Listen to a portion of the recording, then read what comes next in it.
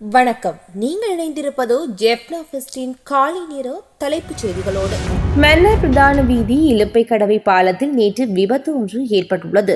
மடுமாதா கோயில் சென்று யாழ்ப்பாணம் திரும்பிய பக்தர்கள் பயணித்த மினிவேனும் மன்னர் நோக்கி சென்ற டிப்பரும் நேருக்கு நேர் மோதியதில் குறித்த விபத்து இடம்பெற்றுள்ளது. குறித்த விபத்தில் பலர் காயமடைந்துள்ளதாக அறிய முடிகின்றது.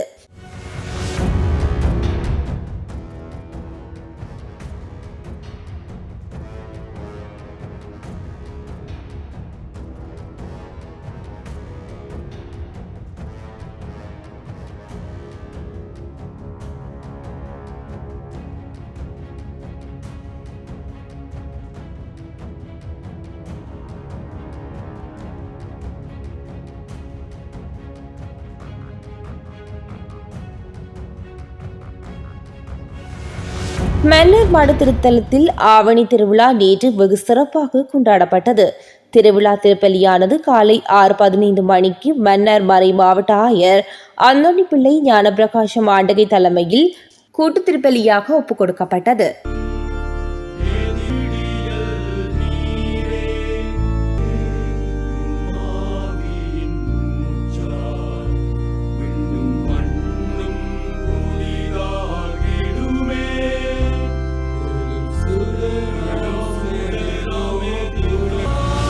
இலங்கை தமிழரசு கட்சியால் எதிர்வரும் திங்கட்கிழமை அழைப்பு விடுக்கப்பட்டுள்ள ஹர்த்தாலுக்கு ஆதரவு வழங்க முடியாது என்று வவுனியா வர்த்தக சங்கத்தின் நிர்வாக சபை தீர்மானித்துள்ளதாக அதன் தலைவர் கே. கிருஷ்ணமூர்த்தி தெரிவித்துள்ளார். இது தொடர்பாக ஆராய்வதற்காக வவுனியா வர்த்தக சங்கத்தின் நிர்வாக சபை நேற்று கூடியது. இதன்போது அநேகமாக நிர்வாக சபை உறுப்பினர்கள் அன்றைய தினம் வியாபார நிலையங்களை திறக்க வேண்டும் என்ற கோரிக்கையை முன்வைத்துள்ளனர். மினுவாங்குடி வைத்தியசாலைக்கு அருகிலுள்ள வீட்டிலிருந்து T-56 துப்பாக்கி மற்றும் பல்வேறு ஆயுதங்களுடன் சந்தேக நபர் ஒருவர் கைது செய்யப்பட்டுள்ளார். மினுவாங்குடி போலீஸ் நிலைய அதிகாரிகள் குழுவிற்கு கிடைத்த தகவலின் அடிப்படையில் நேற்று நடத்தப்பட்ட சோதனையின் போது இந்த ஆயுதங்கள் மீட்கப்பட்டுள்ளன. சந்தேக நபரிடம் இருந்து T-56 ரக துப்பாக்கி, ஒரு கைத்துப்பாக்கி, T-56 தோட்டாக்கள், கைத்துப்பாக்கி தோட்டாக்கள், 3 வாள்கள் மற்றும் 2 கத்திகளையும் போலீசார் மீட்டுள்ளனர்.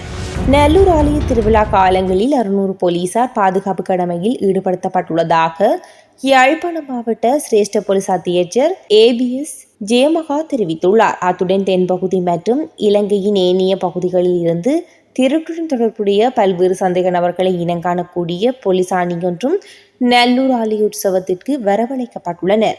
மேலும் ஏற்கனவே பல திருட்டு சம்பவங்களும் தொடர்புடையவர்கள் தொடர்பிலான புகைப்படங்களையும் ஆலய நுழைவாயில்களில் காட்சிப்படுத்த உள்ளனர். யாழ்ப்பாணம் புங்குடுதீவு பகுதியில் வெட்டி கொல்லப்பட்டவரின் சடலத்துடன் பொதுமக்கள் நேற்று வீதி மறியல் போராட்டத்தில் ஈடுபட்டுள்ளனர். கடந்த 10ஆம் திகதியன்று தனது வீட்டில் இருந்த வேளை வெட்டி கொல்லப்பட்ட ஐயாத்துரை அற்புதராஜாவின் கொலைக்கு நீதி வேண்டியும் கொலையாளிகளை விரைந்து கைது செய்ய கோரியும் குறித்த போராட்டம் சுமார் 2 மணி நேரம் முன்னெடுக்கப்பட்டுள்ளது. புங்குடுதீவு தனியார் போக்குவரத்து சங்கத்தினர் மற்றும் மக்கள் இணைந்து இந்த கவனஈர்ப்பு போராட்டத்தை முன்னெடுத்திருந்தனர். யாழ்ப்பாண போதனா வைத்தியசாலையின் சத்திர சிகிச்சை நிபுணர் வைத்தியர் சுதர்ஷன் மாரடைப்பால் உயிரிழந்துள்ளார். யாழ்ப்பாணத்தை சேர்ந்த இவர் நேற்று கொழும்பில் உயிரிழந்துள்ளதாக தெரிய வருகின்றது. குழாய் வழி சத்திர சிகிச்சைகளின் இமயம் என்று அழைக்கப்படும் வைத்தியர் சுதர்சனின் மரணத்திற்கு பலரும் இரங்கல் தெரிவித்து வருகின்றனர். முல்லைத்தீவு முத்தையன்கட்டு சம்பவம் தொடர்பில் வடக்கு மற்றும் கிழக்கு மாகாணங்களில் கதவடைப்பு நடத்துவது பயனற்ற செயல் என பொது பாதுகாப்பு அமைச்சர் ஆனந்த விஜயபால தெரிவித்துள்ளார். குறித்த சம்பவத்துடன் தொடர்புடைய தனிநபர்கள் கைது செய்யப்பட்டு விசாரணைக்குட்படுத்தப்பட்டுள்ளனர். நாங்கள் நீதிமன்ற உத்தரவின் அடிப்படையிலேயே அடுத்த கட்ட நடவடிக்கை எடுப்போம். ஹர்த்தால் போராட்டத்தில் ஈடுபடுவது அர்த்தமற்றது என அவர் தெரிவித்துள்ளார். இலங்கையின் பொருளாதார மீழ்ச்சி எதிர்பார்த்ததை விட தற்போது வேகமாக முன்னேறி வருவதாக இலங்கை மத்திய வங்கி ஆளுநர் நந்தலால் வீரசிங்க தெரிவித்துள்ளார். சர்வதேச ஊடகம் ஒன்றுக்கு வழங்கிய செவ்வியிலேயே அவர் எவ்வாறு குறிப்பிட்டுள்ளார். இலங்கையின் பொருளாதார மீழ்ச்சி ஆரம்பத்தில் நாம் எதிர்பார்த்ததை விடவும் தற்போது வேகமாக முன்னேறி வருகின்றது. ஒரு நாடு நெருக்கடியால் பாதிக்கப்பட்டவுடன் உற்பத்தி இழப்பை மீட்டெடுக்க 4 முதல் 5 ஆண்டுகள் ஆகும். எங்கள் விடயத்தில் 3 ஆண்டுகளுக்குள் அந்த நிலையை அடைந்துள்ளோம் என தெரிவித்துள்ளார்.